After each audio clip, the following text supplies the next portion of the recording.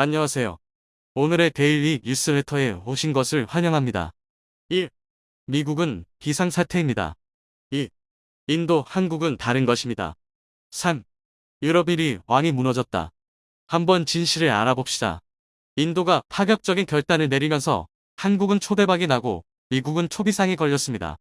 바이든은 세계 무기 수입 1위 인도에 미국산 무기 판매를 늘리기 위해 갑자기 인도가 미국과 거래를 전면 중단하고 한국에 올인하겠다는 폭탄 발표를 하면서 바이든은 초비상이 걸렸습니다. 도대체 왜 갑자기 인도가 이렇게 파격적인 결단을 내렸는지, 현재 인도에서 한국과 관련 너무나도 놀라운 신기한 현상들이 일어나고 있는데, 이 놀라운 소식들 지금 바로 여러분들에게 전해드리겠습니다. 세계에서 가장 많은 무기를 수입하고 있는 나라는 미국도, 영국도, 프랑스도, 중국도 아닙니다. 놀랍게도 바로 인도입니다. 인도가 매년 수입하고 있는 무기 규모는 미국의 5배, 중국의 2배 이상에 육박할 정도로 엄청난 규모를 사들이고 있습니다. 바이든은 이 점을 기회로 삼았습니다. 그렇지 않아도 최근 40년 만에 최악의 위기를 맞이한 미국 경제. 미국의 인플레이션이 너무나 장기간 높은 수치를 유지하면서 미국의 중앙은행은 매번 회의 때마다 충격적인 수준으로 금리를 올리고 있고, 이 때문에 전 세계 중앙은행들은 미국을 따라서 금리를 같이 큰 폭으로 올리고 있습니다. 높은 대출이자 때문에 아무도 은행에서 돈을 빌려 집을 사려 하지 않자 부동산 가격은 폭락하고 있고, 기업들은 투자를 빠르게 줄이거나 안전히 철회하고 있습니다. 이에 미국뿐 아니라 전 세계 국가들이 한 번도 경험해보지 못한 너무나도 무서운 경제 위기를 경험하고 있는데요. 코로나 때 무리하게 돈을 풀고 제대로 된 선제적 조치를 취하지 않은 바이든 미국 대통령이 현재 비난 대상 1순위입니다. 이에 바이든의 지지율은 늪을 모르고 폭락하고 있는데요. 이에 바이든은 마지막 비장의 카드로 미국산 무기를 많이 판매하여 이를 선거 홍보 전략으로 사용하려 하고 있습니다. 일반적으로 미국 대통령의 세이저 외교로 미국산 무기가 많이 팔릴 경우 지지율이 가파르게 상승하는 것이 일반적이었기 때문에 바이든도 이를 하려는 것이죠. 이를 위해 실제로 바이든은 인도 총리와 직접 만나서 인도에 파격적인 제안을 했습니다. 블룸버그 통신에 따르면 미 고위 당국자를 이용해 미국이 인도에 5억 달러 약 7천억 원 규모의 군사금융 지원에 나서는 방안을 검토하고 있는 것으로 알려졌습니다.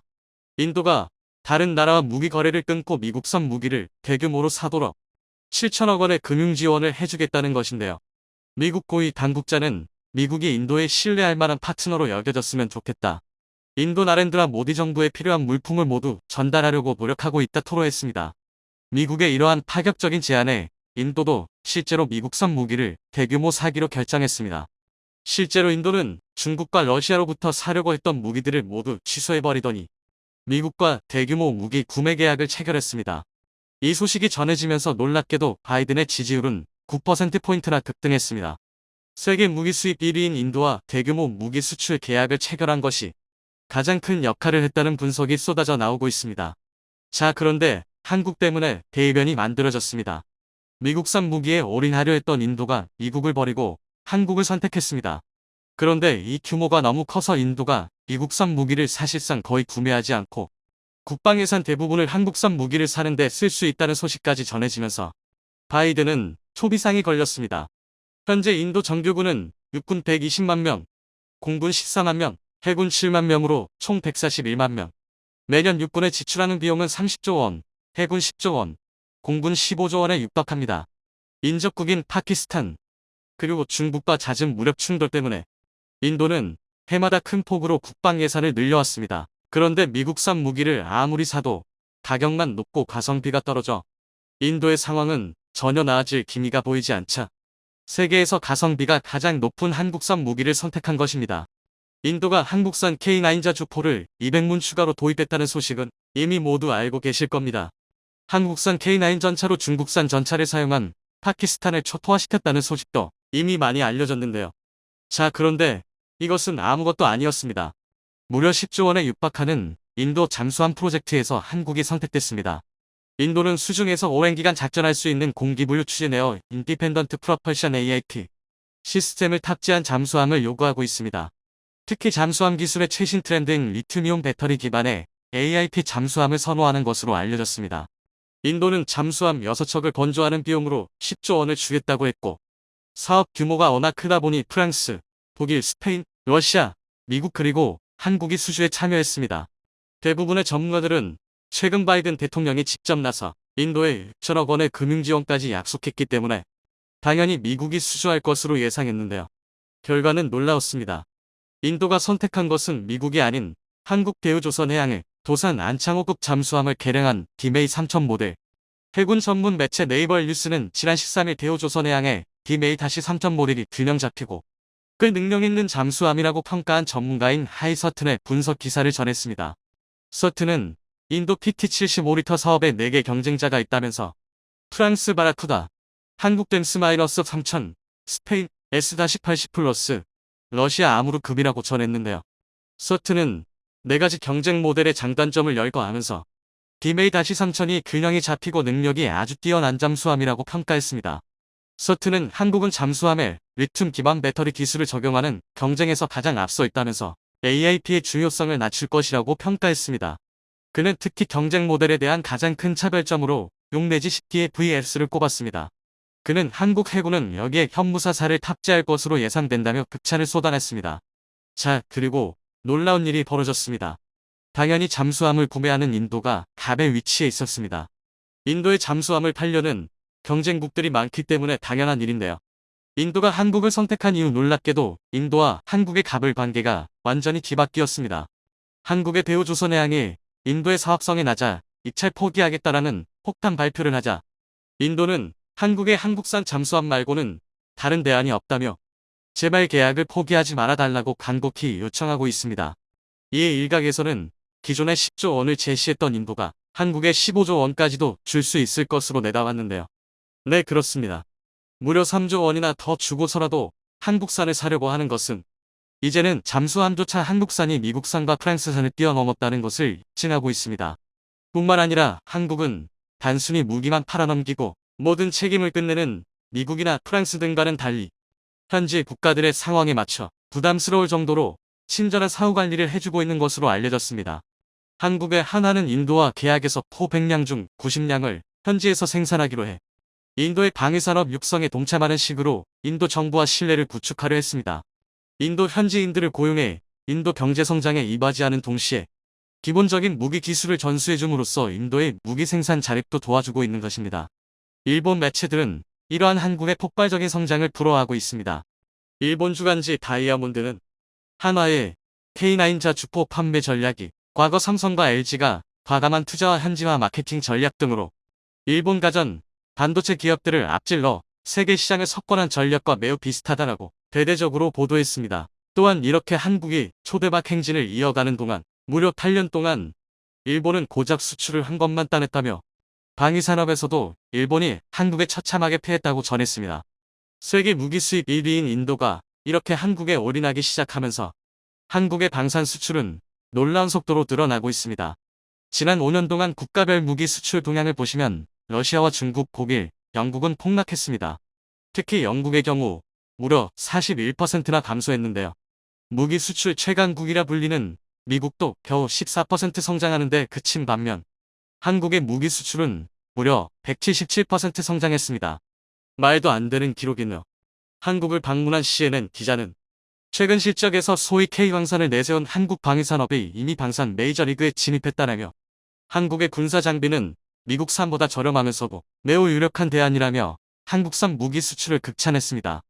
노르웨이 전차 입찰에서 어떻게든 한국을 이겨보겠다고 독일이 더러운 뒷공작까지 펼쳤는데 들통난 걸로도 모자라 입찰에서 승리하지도 못했다고 합니다. 이번 입찰은 독일 방산 역사상 최대의 흑역사로 기록될 것으로 보이는데요. 노르웨이까지 한국이 승리하게 된다면 유럽 전차 시장은 한국의 손에 들어오게 됩니다. 하루가 다르게 드높아지는 K방산의 위상에 중국과 일본에서도 한국은 이길 수 없다고 수긍하고 있다고 하는데요. 유럽에서 무슨 일이 벌어지고 있는지 자세히 알아보도록 하겠습니다. 대한민국의 검은표범이 동유럽을 지나 북유럽까지 진격하고 있다는 소식입니다. 다음 주 노르웨이의 2조 원 규모 전차 도입 사업이 결정되는데 대한민국의 K2 흑표전차가 독일 레오파르트 2 전차를 제치고 승리한 확률이 99%라고 합니다. 현재 노르웨이군의 주력 전차는 레오파르트 2 A사 전차입니다. 1980년대에 도입된 전차로 이미 시대에 뒤처진 지 오래인 골동품이죠. 노르웨이군은 노후화된 전차를 교체하기 위해 2조 원 이상을 들여 최대 200배의 차세대 전차를 도입하기로 결정했습니다. 그리고 현재 가장 유력한 후보는 독일의 레오파르트 2A7과 한국의 K2 흑표전차인데요. 올해 초 노르웨이 현지에서 두 전차를 대상으로 혹한기 테스트가 이루어졌습니다. 당시 테스트 과정에서 추위로 인해 시동이 꺼지거나 언덕길에서 퍼져버린 레오파르트 2와 달리 K2 전차는 서론을 거침없이 질주하며 자동장전 장치를 기반으로 기동 중에도 빠르고 정확한 사격을 선보여 레오파르트 2 전차를 완전히 압도하는 모습을 보여주었습니다. 가격도 비교할 수 없을 만큼 합리적이면서 성능에서도 우위에 있으니 흑표 전차가 승리하는 게 당연해 보였습니다. 그런데 예상외의 변수가 발생했는데요. 노르웨이군 기갑부대 전후회에서 레오파르트 2 전차를 밀어주기 시작한 것이었죠. 전차사업평가위원단에 포함되어 있는 노르웨이 기갑 예비군 단체 기병 클럽에서 레오파르트 2 전차를 채택할 것을 요구해왔습니다. 전차 승무원 출신 전역자들의 요구를 무시할 수 없었기에 순식간에 레오파르트 2A7이 승리할 것 같은 분위기가 형성됐었습니다. 이대로 노르웨이 수출이 무산되나 싶었던 그때 노르웨이 언론에서 충격적인 폭로 기사가 보도되었습니다. 말도 안 되게 낮은 점수. 기병 클럽은 레오파르트의 홍보 사이트와 흑표전차의 안티 사이트를 동시에 보유하고 있습니다. 기병 클럽 회장이 독일 탱크 제조업체를 위해 일하고 있다는 게 들통났다. 기병 클럽에서 레오파르트 2를 띄우기 위해 K2 흑표전차를 비난하는 안티 사이트를 운영해왔었던 사실이 들통났습니다. 게다가 기병 클럽 회장이 레오파르트 전차의 제조사인 독일 KMW에서 일하는 사실까지 드러났습니다. 이 모든 게 경쟁사인 KMW에서 사주한 뒷공작이었던 것이죠. 결국 기병 클럽은 노르웨이 전차 사업평가단에서 완전히 제외돼 버렸습니다. 그리고 선동 없이 객관적으로 평가한 결과는 당연히 K2 흑표 전차의 압승이었죠. 애초에 레오파르트 2 전차는 설계 이념 자체가 노르웨이와 들어맞지 않았습니다. 레오파르트는 독일의 평야지대에서 기동할 것을 전제로 만들어진 전차입니다. 그런 전차를 산악지대가 국토의 70%를 차지하고 있으며 대부분 눈으로 뒤덮인 노르웨이 지형에서 제대로 운용할 수 있을 리가 없었습니다. 반면 K2는 미군도 학을 때 썼던 한반도의 혹한기를 견뎌내야 하기에 어떤 기후 환경에서도 정상적으로 작동할 수 있도록 설계됐죠. 국토의 대부분이 산악 지형인 건 우리나라 역시 마찬가지이기 때문에 K2 전차는 세계 최고 수준의 산악 기동 능력을 갖추고 있기도 합니다. 덕분에 K2 전차는 올해 초 노르웨이에서 실시된 혹한기 테스트에서 설원을 거침없이 질주하여 노르웨이 군 관계자들을 감탄하게 만들었습니다. 그리고 최근 노르웨이 K2 전차 수출을 추진하고 있는 현대로평가과 노르웨이 최대 방산 기업 콩스버그가 MOU를 체결하여 K2 전차에 탑재될 RCWS를 공동 개발하게 되었다는 소식이 들려왔습니다. 콩스버그는 세계 최고 수준의 방위 기술력을 가지고 있는 기업으로 F-35 전용 합동 타격 미사일 JSM을 개발하기도 했습니다. 또한 원격 사격 통제 체계 RCWS 기술에 있어 세계 1위를 달리고 있는 기업이기도 합니다. 현재 한국군은 장갑차의 외부에 도출된 사격 무기를 전부 RCWS로 교체하는 사업을 진행 중인데 총 사업 규모가 5조가 넘을 것으로 예측되고 있습니다. 여기에 현대로템이 세계 1위 콩스버그와 협력해 RCWS 사업에 도전하겠다는 것이죠. 콩스버그뿐만 아니라 세계적인 수준의 탄약 제조 회사인 남모와 K2 전차용 신형 120mm 탄약 개발 계약을 체결하기도 했습니다.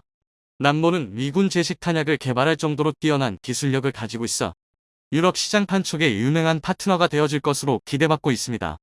이렇듯 노르웨이 유럽 방산 기업들과의 계약이 이루어지면서 노르웨이의 차세대 전차는 K2가 되는 게 기정사실로 받아들여지고 있습니다. 이번 사업에서 한국이 내세운 또 하나의 장점은 독일과는 비교도 되지 않는 납품 속도였습니다.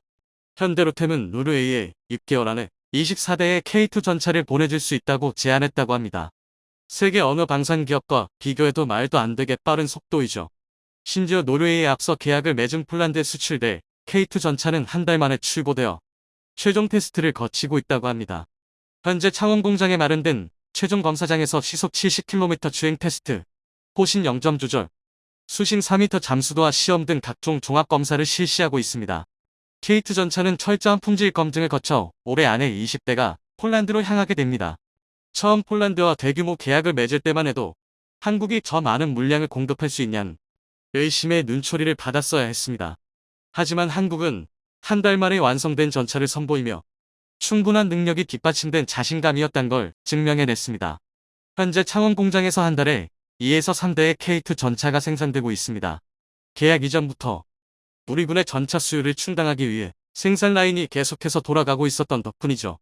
현대로템은 늘어난 주문을 감당하기 위해 직원 수백 명을 새롭게 뽑 전차 생산 라인을 늘려나갈 계획이라고 합니다. K2 전차의 노르웨이 도입이 확실시되는 지금에도 몇몇 해의 네틴들은 왜 옆나라 독일이 아닌 한국에서 전차를 사오는지 이해하지 못하겠다는 반응을 보여주고 있기도 합니다. 굳이 지구 반대편에 있는 나라에 의존하는 게 현명한 일인 걸까? 독일이 더 안전한 선택지라고 생각해. 그러자 또 다른 노르웨이 네티즌들이 이를 반박하고 K2 전차를 옹호하고 나섰는데요. 현대는 전 세계의 창고를 보유한 글로벌 해운 기업입니다. 가장 빨리 구매하려면 더 나은 옵션이 많지 않습니다.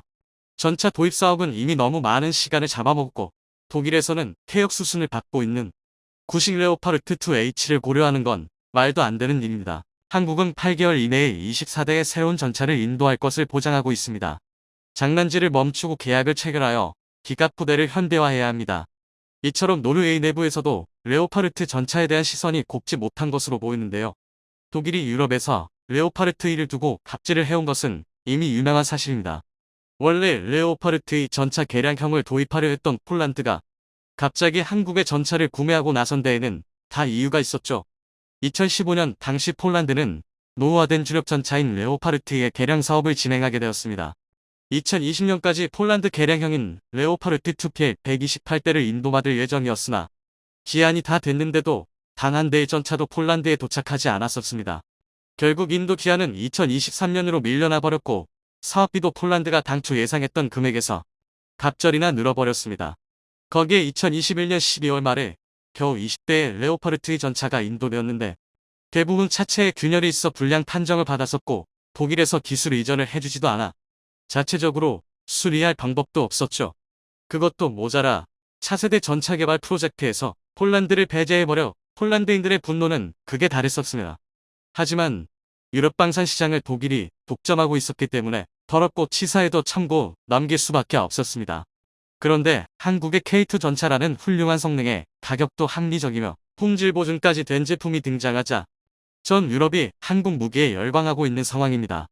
폴란드를 시작으로 각국에서 레오파르트 전차를 대체하기 위해 한국 전차를 주목하고 있는데요. 우리의 VIP 고객 폴란드에서 열심히 이런 마케팅을 거들어주고 있습니다. 얼마 전 폴란드 여당 대표 야로슬라프 카진스키는 한국은 아주 좋은 파트너로서 한국이 생산하는 무기가 매우 우수하다는 기본 사실에는 변함이 없다고 말하기도 했습니다. 노르웨이까지 한국 방산이 점령하며 한국 방산이 세계에서 차지하는 위상이 드높아지고 있습니다. 지난 6일 홍콩의 사우스차이나 모닝포스트는 한국이 주요 무기 수출국으로 급부상함에 따라 조만간 세계 사이의 방산대국이 될 것이라고 보도했습니다. 폴란드 수출 계약과 각국에서 쏟아지는 한국 무기 구매 요청으로 역대 방산 수출 기록이 매일 갱신되고 있습니다. 정부 연구기관에 따르면 연말까지 한국의 수출액이 독일과 중국을 넘어설 전망이라고 하는데요. 국무총리실 산하 국가정책연구원인 산업경제연구원 키에슨 최근 호주, 말레이시아, 노르웨이, 사우디아라비아와의 수출 계약이 올해 말까지 마무리되면 올해 방산 수출액은 정부 목표인 150억 달러를 넣어 200억 달러 이상에 이를 가능성이 있다고 밝혔습니다. 이렇게 될 경우 한국이 독일과 중국을 제치고 세계 사이의 방산대국의 자리에 오르게 되는 것입니다. 이러한 소식이 아니나 다를까 일본과 중국에선 질투에 찬 비난이 나오고 있는데 의외로 한국이 대단하다고 순순히 인정하는 사람들도 있습니다. 아시아 최대 방산 수출국이라고 하면 강해 보이기도 하고 대국으로서 어울린다는 느낌도 든다. 한국을 비판하면서 일본은 대단하다고 생각하는 사람들이 많다. 한국은 모든 분야에서 일본보다 3보 앞서가고 있는데 현재 상황을 유지하는 게 좋다고 강력히 주장하는 사람이 많아서 놀랍다. 유감스럽지만 모든 면에서 한국에게 지고 있다. K방산이 세계 무기 시장을 주도하는 명품 브랜드로 자리 잡고 있습니다. 하지만 지금이 과도기라는 것을 잊지 말아야 합니다. 단순히 많이 팔린다고 만족한다면 어느새 뒤처지기 마련입니다. 세계 최강의 전차를 개발했다고 자아자찬하던 독일이 바로 그 예이죠. 한국이 세계 무기 시장의 트렌드를 주도해 나가기 위해선 기술 혁신이 계속해서 이루어져야 할 것입니다. 오늘도 보이지 않는 곳에서 구슬땀을 흘리는 기술진들의 노력이 있기에 한국 방산이 멈추지 않고 정상까지 달려가리라 믿어 의심치 않습니다.